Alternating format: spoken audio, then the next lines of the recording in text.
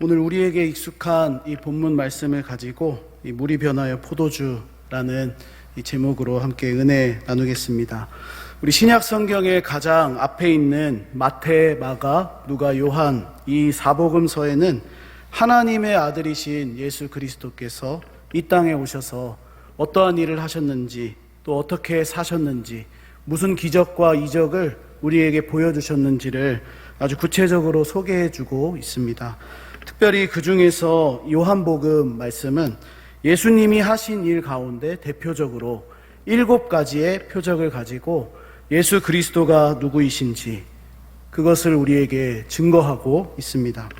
그래서 이 요한복음은 다른 복음서들과는 달리 선택을 해서 요한이 요한복음을 기록하면서 7가지 표적을 가지고 예수님이 어떠한 분이신지, 예수님께서 하나님이 되신 것임을, 또 예수님께서 하나님의 아들로 이 땅에 오신 구주가 되심을, 그분이 태초부터 계시는 하나님이시다라는 것을 계속해서 강조하고 증거해주고 있습니다.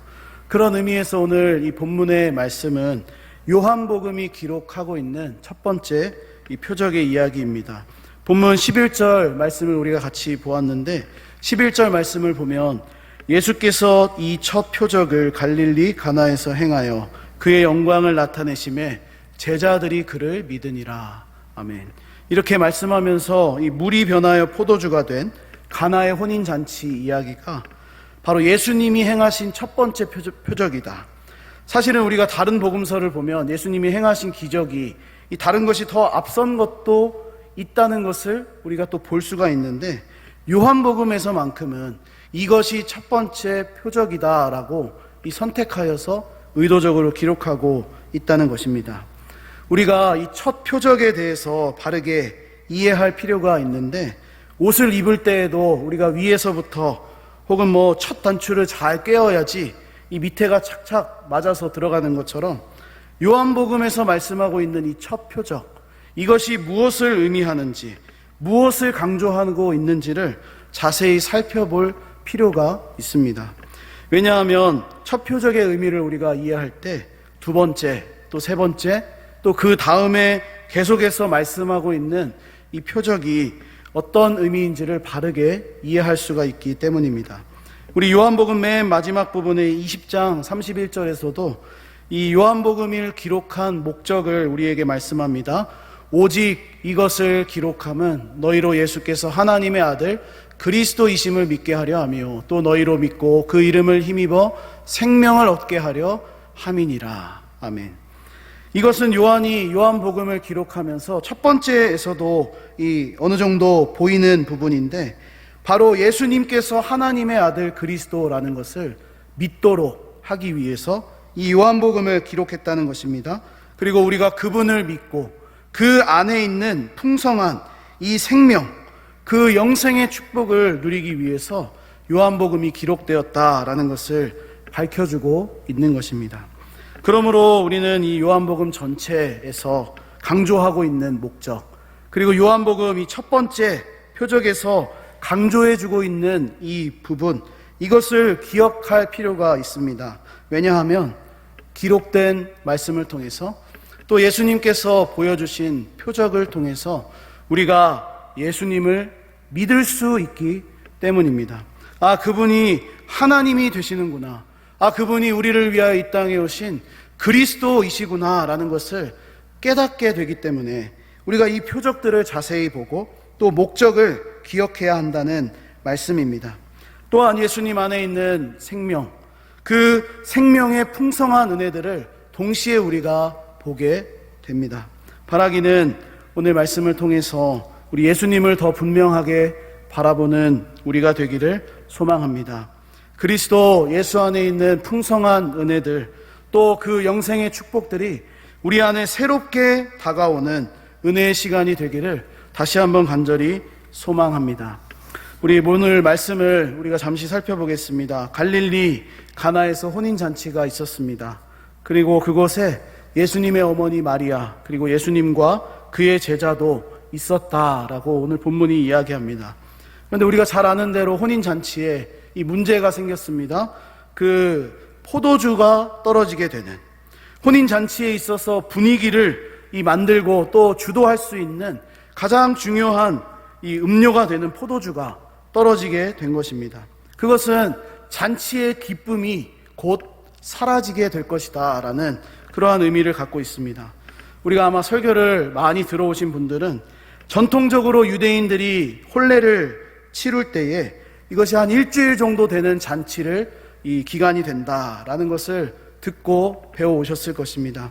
유대인들이 이 일주일 동안 혼인 잔치를 벌이는데 일주일의 시간 동안 먹고 마시고 신랑 신부가 이 한 가정을 이루고 출발하는 것을 축하하면서 축복하는 이 충분한 시간을 갖는 것입니다. 그만큼의 음식, 음료, 이 모든 것들이 넉넉하게 준비가 되어야지만 이 혼인 잔치가 바르게 진행될 수가 있다는 말씀입니다. 그런데 오늘 본문에서 문제가 있었습니다. 그 기쁨과 축하하는 이 혼인 잔치에 포도주가 떨어짐으로써 기쁨이 없는 잔치, 이 신랑과 신부를 축하해주는 그 잔치가 이 엉망이 될 수도 있는 아주 난감한 상황이 된 것입니다. 이 사실을 예수님의 어머니 마리아가 알았습니다. 그리고 3절에 이렇게 예수님께 이야기합니다.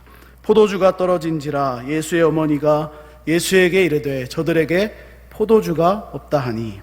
그러자 예수님께서 4절에 이어서 말씀하십니다. 예수께서 이르시되 여자여 나와 무슨 상관이 있나이까 내 때가 아직 이르지 아니하였나이다. 우리는 여기서 한 가지 질문을 해야 한다고 생각합니다. 예수님께서 어머니 마리아에게 너무 차갑게 반응하신 것이 아닌가. 왜냐하면 자신을 낳아준 어머니 그 마리아가 지금 예수님께 찾아와서 예수님 포도주가 떨어졌습니다 라고 말하는 목적이 무엇입니까? 예수님께서 좀 도와달라, 예수님이 좀 도와주십사 하는 마음으로 예수님께 나와서 이 집에 지금 포도주가 없습니다 라고 이야기하시는 것 아니겠습니까? 그런데 예수님의 대답은 아주 아들로서는 할 수 없는 그러한 대답을 보이십니다. 여자여 라고 부르시면서 나와 무슨 상관이 있나이까 내 때가 아직 이르지 아니하였나이다. 이처럼 우리 예수님의 대답을 보면 우리가 많은 좀 이 상심을 하게 됩니다. 왜냐하면 아니 예수님께서 그냥 좋게 이야기하셨을 수도 있는데 왜 이렇게 어려운 이야기를 하셨을까? 왜 여자라고 부르시고 왜 아직 자기가 상관이 없다라고 이야기하시고 왜 아직 내 때가 이르지 아니했다라고 말씀하실까라는 그러한 질문이 우리 안에 분명히 있습니다. 그런데 오늘 이 질문을 우리가 살펴보려고 한다면 5시, 6시까지 계속되어도 이 설교가 끝나지 않을 것 같습니다. 그래서 저는 오늘 이 예수님의 반응보다 이 마리아가 했던 반응을 좀 더 주목하고 싶습니다.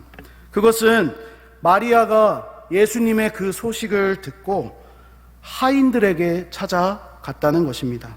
아마도 이 세상의 모든 어머니들이 만약 아들이 이러한 반응을 보였다면 아니 아들아, 내가 지금 배 아파서 낳은 넌데 내가 어떤 고통으로 너를 길렀는데 또 어떻게 그렇게 말할 수가 있느냐라고 이 하소연하거나 어떤 자기의 속마음을 보였을지 모르겠습니다. 그러나 마리아는 예수님의 그 이야기를 듣고 예수님께 다시 되묻는 것이 아니라 하인들에게 찾아갔다라는 것입니다. 우리가 생각하기에 차갑고 또 냉소적인 조금은 좀 놀랄만한 그런 예수님의 대답을 듣고 이 마리아가 하인들에게 가서 이렇게 이야기합니다. 5절 말씀입니다. 그의 어머니가 하인들에게 이르되 너희에게 무슨 말씀을 하시든지 그대로 하라 하니라. 아멘. 저는 오늘 마리아의 모습이 우리에게 많은 도전을 줄 수 있다고 생각합니다. 왜냐하면 우리 신앙생활하는 모습과 이 마리아의 모습이 너무나도 많이 닮아 있기 때문입니다. 우리는 종종 신앙생활을 하면서 하나님의 응답이 우리의 때와 맞지 않는 것을 많이 자주 경험합니다. 내가 원하는 타이밍, 내가 원하는 응답은 지금, 오늘, 아니 빨리 조금 더 빨리 나에게 주셨으면 좋겠는데 하나님이 원하시는 때는 그렇지가 않다는 말씀입니다. 그리고 하나님께서 응답을 주시긴 하는데 내가 생각한 타이밍이 아니라 하나님이 원하시는 그때에 응답을 주십니다. 물론 오늘 본문의 마리아처럼 우리가 하나님의 음성을 직접 들을 수 있다라는 의미는 아닙니다. 마치 예수님께서 내 때가 아직 이르지 않았습니다. 나와 무슨 상관이 있습니까? 라고 말씀하시는, 왠지 그렇게 대답하시는 것과 같은 느낌을 우리가 신앙생활하면서 많이 경험한다라는 것입니다. 오늘 본문의 마리아도 포도주가 떨어지게 되었을 때 예수님의 도움을 요청했습니다. 우리도 어려운 일을 당하거나 내가 해결할 수 없는 문제들을 겪었을 때 어떻게 합니까? 도움을 구합니다. 특별히 우리 믿음 있는 사람들은 하나님께 나와서 이 하나님 도와주십시오라고 외치고 기도합니다. 그런데 오늘 예수님께서 마리아가 생각하는 때에 일하시지 않고 바로 하나님이 정하신 때가 있다라는 이 대답을 하신 것을 보게 됩니다. 우리도 그러한 때가 많이 있지 않습니까? 지금 이 어려움에서 빨리 벗어나고 싶은데 지금은 응답해 주시지 않고 시간이 많이 흐른 뒤에 이제 내가 좀 포기할 그 시점이 되었을 때, 아니 응답을 기대하지도 않았는데 갑자기 덜컥 옛날에 기도했던, 옛날에 하나님께 구했던 것이 응답되는 일들이 우리 안에 많이 있다는 것입니다. 마리아는 오늘 이 말씀을 듣고 예수님의 이 차디찬 어떤 좀 마음이 상할 만한 그 이야기를 듣고 어디로 향하고 있습니까? 하인들에게 향했습니다. 예수님이 말씀하신 때가 되기를 기다리고 순종할 것을 하인들에게 이야기했다라는 것입니다. 주 안에 사랑하는 여러분, 우리가 주목해야 할 것은 바로 이 예수님의 말씀을 듣고 때를 기다릴 줄 알았던 마리아의 모습입니다. 분명 마리아는 예수님의 어머니였습니다. 예수님께서 자신의 뱃속에 성령으로 잉태되셔서 그때부터 놀라운 일들을 경험했던 여인이었습니다. 마리아가 천사를 통해 네 태중에 성령으로 잉태된 것이 있다라고 이 소식을 들었을 때 마리아가 이렇게 반응했던 적이 있었습니다. 누가복음 1장 38절 말씀입니다. 마리아가 이르되 주의 여종이오니 말씀대로 내게 이루어지이다. 이 마리아의 모습을 보면 이 자신에게 도저히 있을 수 없는 일이 일어났을 때 그저 주님의 말씀대로 내게 이루어지기를 원합니다라는 이 자세를 이미 이 예수님을 가졌을 때부터, 성령으로 잉태되셔서 그 놀라운 소식을 들었을 때부터 그녀는 준비되어 있었던 것입니다. 오늘 본문에서도 마음이 상할 수 있는 대답을 들은 마리아. 그런데 그 상한 마음을 그 예수님께 그냥 나아가서 풀지 않고 이 반응과 같이 예수님이 말씀하신 때가 되기를 그저 기다리고 하인들에게 가서 무슨 말씀을 하시든지 그대로 순종하기를 기다려라 라고 이야기하고 있는 것입니다. 그러므로 오늘 말씀을 통해서 우리가 첫 번째로 이 받을 수 있는 은혜는 바로 우리도 하나님이 원하시는 그 때를 기다리면서 순종할 수 있는 자세가 필요하다는 말씀입니다. 오늘 본문에서 강조하고 있는 것, 또 요한복음 전체에서 이 강조하고 있는 부분은 분명히 하나입니다. 예수 그리스도께서 물을 포도주로 바꾸시는 놀라운 표적을 보이셨다. 그분은 하나님이시다. 그분은 창조주가 되신다. 그분은 우리를 구원하실 구주가 되신다라는 것이지만 동시에 발견할 수 있는 것은 바로 마리아의 순종과 기다림을 보게 된다는 것입니다. 우리 하나님께서 하실 일, 우리 오늘 본문에서 예수님이 하시는 일은 물을 포도주로 바꾸는 기적이지만 마리아가 할 수 있는 일은 하나님의 때를 기다리며 순종하려는 자세였다라는 것입니다. 그러므로 우리의 삶에서도, 우리의 신앙생활에서도 하나님이 하실 일이 있고 우리가 해야 할 일이 있습니다. 그것은 기다리며 순종하는 자세를 갖는 것입니다. 하나님이 일하실 때를 분별하며 기다리는 것이 필요합니다. 그럴 때 하나님은 놀라운 기적과 이적을 행하실 것입니다. 우리의 작은 기도를 통해 하나님의 놀라운 일들을 이루어 가시는 분이 바로 우리가 믿는 아버지이십니다. 이러한 상황 속에서 이제 예수님께서 어찌된 영문인지 처음에는 내 때가 이르지 않았습니다, 나와 무슨 상관이 있습니까? 라고 이야기하셨는데 갑자기 이 예수님이 일하기를 시작하십니다. 6절에 거기에 유대인의 정결 예식을 위해서 놓인 이 항아리가 있다는 것을 소개하면서 7절에서 예수님께서 하인들에게 항아리에 물을 채우라 하십니다. 마리아에게는 아무런 이야기를 하시지 않고 그저 하인들에게 가서 물을 채우라. 바로 이 물이 변하여서 포도주가 되는 이야기가 이 드디어 시작이 되는 것입니다. 마리아가 기다리고 순종하려는 자세를 보였더니 이 예수님께서 기적을 베푸시고 계십니다. 제가 오늘 이 본문 말씀을 묵상하고 또 준비하면서 이 사실은 오늘 본문이 우리 여름 성경학교 때 다루어야 할 그러한 본문입니다. 그것을 충분히 좀 묵상하면서 이렇게 돌아보니까 예전에 불렀던 찬양이 생각이 났습니다. 주일학교를 다니신 분들 혹은 우리 교사로 섬기시는 분들은 아마 이 찬양을 다 기억하실 것입니다. 이 점심도 좀 드시고 또 날도 덥고 또 졸리고 그러니까 제가 짧게 이 찬양을 한번 불러드리도록 하겠습니다.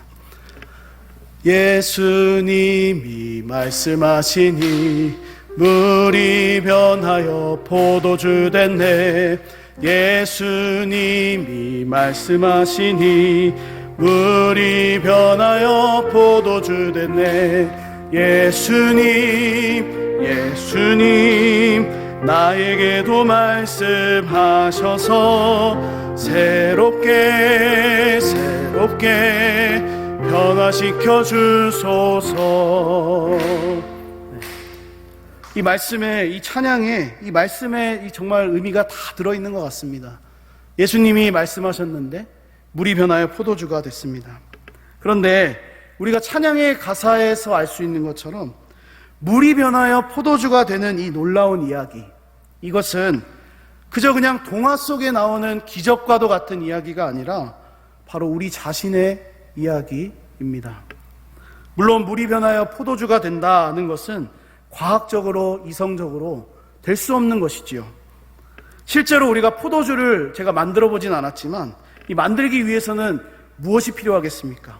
시간이 필요합니다. 노력이 필요합니다. 포도를 수확하고 즙을 짜내고 발효를 시키고 또 그것을 이렇게 또 걸러내고 이 많은 시간과 노력이 필요한 것이 포도주를 만드는 과정입니다. 그래서 오늘 본문에 나온 것처럼 단순히 예수님께서 항아리에 물을 가득 채워라, 그리고 떠서 갖다 주라, 그 짧은 시간에 이게 바뀌어진다는 것은 이 도대체 상식적으로 일어날 수 없는 일입니다.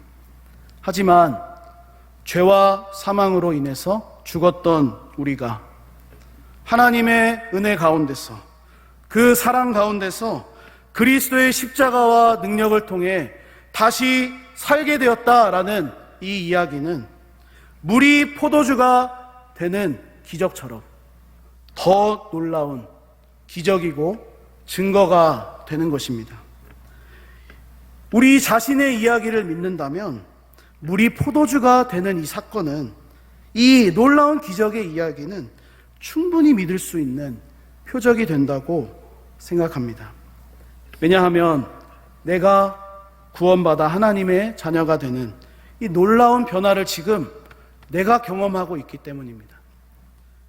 물이 변하여 포도주가 됐는데 나에게도 예수님 말씀하셔서 변화시켜 주소서. 지금 변화여져 가고 있지 않습니까? 지금 이미 변했습니다. 죄와 사망의 자리에서 건진받아서 영원한 하나님 나라의 자녀가 된 우리들입니다. 그 변화를 경험하고 있는 우리라면 물이 포도주가 되는 것쯤이야 아무런 문제가 되지 않는다고 말씀드리고 싶습니다. 이제 한 이야기를 소개해 드리고 싶은데, 우리 19세기 초에 영국에 있었던 시인의 이야기입니다. 이 말씀을 준비하면서 찾게 되었는데 이 조지 고든 바이런이라는 이 시인이 있었습니다.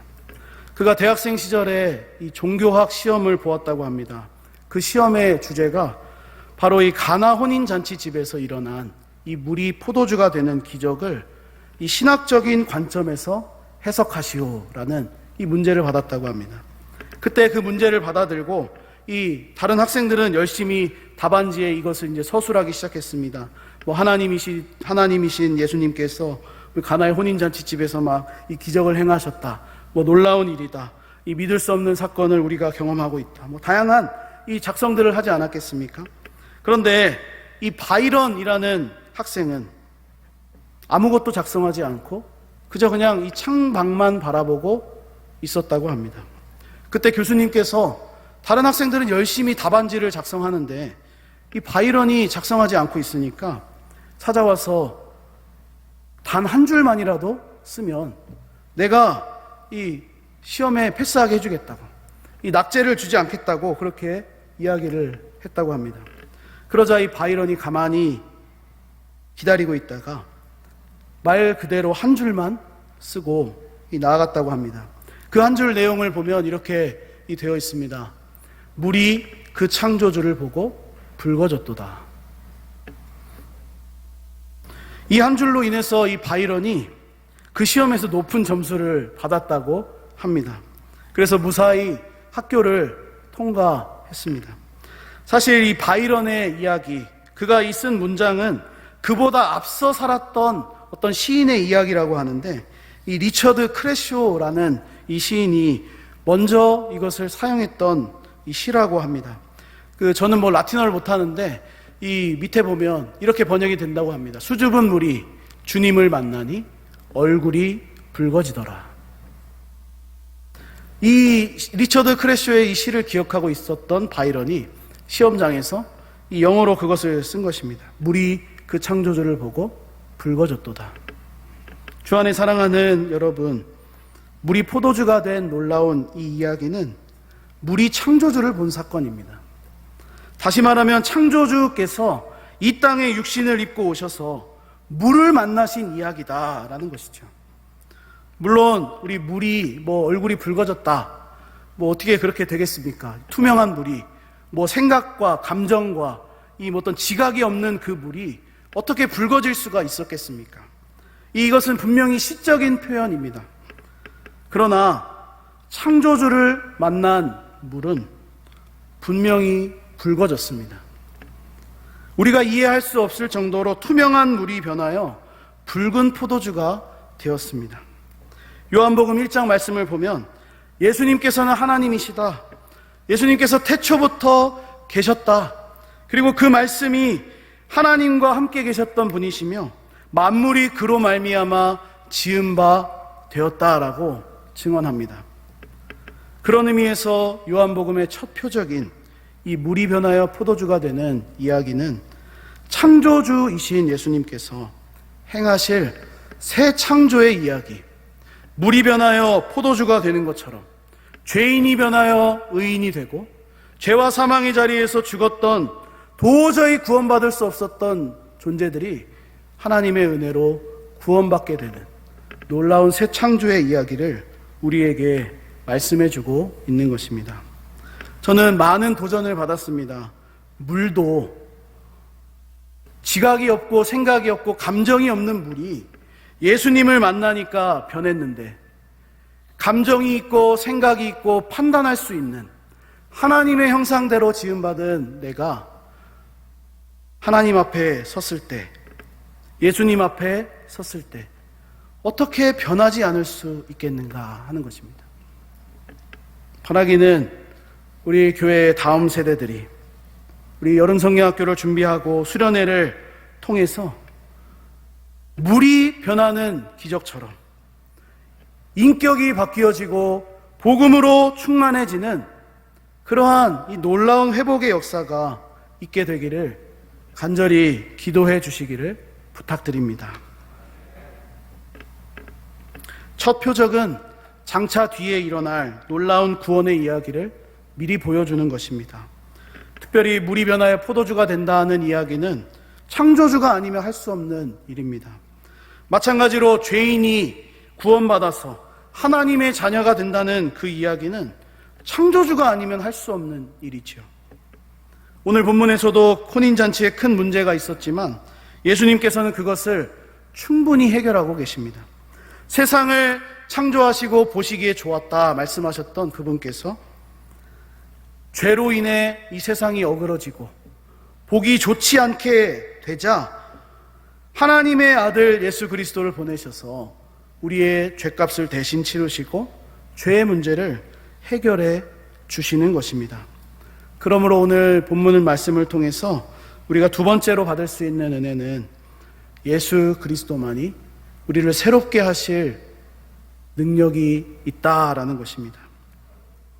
그런데 우리가 여기서 주목해야 할 것이 있습니다. 다 아는 사실이죠. 이미 우리가 예수님을 인격적으로 만났기 때문에 이 평생 우리 교회에서 신앙생활 하시고 기도하시고 또 믿음의 성숙함을 이루어가는 것 아니겠습니까? 그런데 중요한 것이 한 가지 있는데 바로 예수님을 믿고 인격적으로 만났을 때 이 사람이 변하게 된다라는 것을 우리가 다 알고 있지만 우리의 신앙이 우리가 겪고 있는 이 신앙이 한 번의 만남으로는 끝나면 안 된다는 것입니다. 수련회 한 번을 통해서 여름성경학교 그냥 눈물 쏙 빼는 기도의 시간을 통해서 그것으로 그냥 끝나고 평생 예수님과는 상관없는 길로 걸어가는 것이 되지 않아야 한다라는 말씀이죠. 한 번의 만남으로 변할 수는 있지만 그 변한 것이 지속될 수는 없는 것입니다. 오늘 본문에서도 연회장이 이렇게 이야기합니다. 10절 말씀을 제가 보겠습니다. 말하되 사람마다 먼저 좋은 포도주를 내고 취한 후에 낮은 것을 내거는 그대는 지금까지 좋은 포도주를 두었도다 하니라. 무슨 의미입니까? 일반적인 혼인잔치에서는 처음에 좋은 것을 냅니다. 그래서 사람들이 마실 때 기분이 좋도록 너무 맛있습니다 라고 말하도록. 그런데 조금 이제 취하고 좀 정신이 이제 몽롱해졌을 때는 이게 이제 포도주인지 물인지 이게 이제 뭔지 모를 정도로 이제 조금 질이 안 좋은 것을 내는 것이 세상의 질서요 혼인잔치의 모습이다라는 것이죠. 그런데 예수님이 행하고 계시는 그 혼인잔치, 오늘 본문에서 신랑과 신부는 두드러지게 나오고 있지는 않지만 예수님께서는 아주 강력하게 그 잔치를 주도하고 계신데 바로 예수님이 행하신 그 포도주는 앞에서 먹었던 것보다 더 좋은 포도주였다라는 것이죠. 이전과는 비교할 수 없을 정도로 좋은 것을 준비해 주시는 우리 주님의 모습을 보게 됩니다. 저는 우리의 신앙생활이 이와 같아야 한다고 생각합니다. 물은 창조주를 보았습니다. 그리고 그의 얼굴을 붉혔습니다. 하물며 하나님의 형상대로 지음받은 우리가 예수님을 볼 때, 말씀을 통해서 우리 자신을 비추고 예수님을 바라볼 때에 우리의 삶을 바꿔야 되고 인격을 바꿔야 되고 신앙의 성숙함을 이루어 가야 한다라는 것입니다. 그 말씀이 처음보다 나중이 더 좋아야 되지 않겠습니까? 처음에는 막 대단하게 시작했는데 뒤에는 시들시들하게 힘 다 빠져서 김 다 새서 하면은 안 된다는 이야기입니다. 말씀을 정리하겠습니다. 물이 변하여 포도주가 된 이 이야기, 죄인인 우리가 누리고 있는 이 이야기입니다. 고린도후서 5장 17절 말씀은 우리에게 그런즉 누구든지 그리스도 안에 있으면 새로운 피조물이라 이전 것은 지나갔으니 보라 새 것이 되었도다 라고 말씀합니다. 오늘 본문의 연회장도 이전의 포도주와 지금 느끼고 있는 이 포도주를 비교합니다. 그래서 일반적으로는 낮은 것을 이 뒤에 내는데 왜 당신은 지금까지 좋은 것을 두었습니까? 라고 말했습니다. 우리의 신앙도 처음보다 시간이 지나면 지날수록 더 풍성하게 되기를 바랍니다. 우리의 속사람은 날마다 그리스도 안에서 강건해져야 한다라는 것입니다. 로마서 12장 2절 말씀입니다. 너희는 이 세대를 본받지 말고 오직 마음을 새롭게 함으로 변화를 받아 하나님의 선하시고 기뻐하시고 온전하신 뜻이 무엇인지 분별하도록 하라. 아멘. 저에게도 이 말씀을 묵상하고 준비하면서 작은 이 바람, 또 뭐 말씀뿐만 아니라 작은 바람이 있습니다. 그것은 이 목사 안수를 받고 날로 목사다워지는 것입니다. 말이 좀 웃긴데, 목사 안수를 받았으면 그냥 한순간에 목사가 되는 것이지만 목사답지 않을 수 있는 것 아닙니까? 우리가 세례를 받고 성도가 되었습니다. 그 순간 성도가 되었다고 선포하지만 성도답지 않을 수는 있는 것입니다. 그래서 저에게 작은 바람이 있다면, 목사 안수를 받았으면 날로, 처음부터 그냥 목사가 되는 것이 아니라 날로 목사다워지는 것이 저에게 이 작은 바람이고 또 기도의 제목입니다. 처음부터 목사라는 것이 제게 어울리지 않을 수 있습니다. 그러나 제가 나이가 들어서 은퇴하게 되었을 때 가장 목사다운 목사가 되고 싶은 마음이 간절합니다. 부족하지만 이 자리에 계신 우리 성도님들께서도 권면의 말씀으로 들으시기를 바랍니다. 처음에는 열심히 섬기시다가 나중에는 시들시들해지는 우리의 신앙이 되지 않기를 바랍니다. 우리의 신앙생활이 나중이 더 성숙되고 거룩해지고 예수님을 닮아가는 성도가 되기를 소망합니다. 그래서 오늘 연회장이 놀라고 있는 것처럼, 아니 세상에서는 이렇게 하는데 왜 당신은 이렇게 합니까? 왜 나중에 더 좋은 것을 내지요? 처음에 좀 잘해주다가 관계가 괜찮아지면 그냥 적당히 하면 되는데, 아니 왜 이전보다 더 합니까? 도대체 왜 그럽니까? 라고 이야기할 정도로 우리의 이 신앙과 그리스도를 닮아가는 이 새 창조의 모습을 우리가 보면서, 그들이 우리를 보면서 그리스도를 알게 되는, 세상은 이렇게 하지만 복음 안에 있는 사람들은 그렇지가 않구나, 그리스도를 닮아가는 사람들은 그런 것이 아니구나 라고 그렇게 알게 되는 복음의 역사가 우리 개인의 삶에 풍성하게 임하시기를 주님의 이름으로 간절히 축복합니다.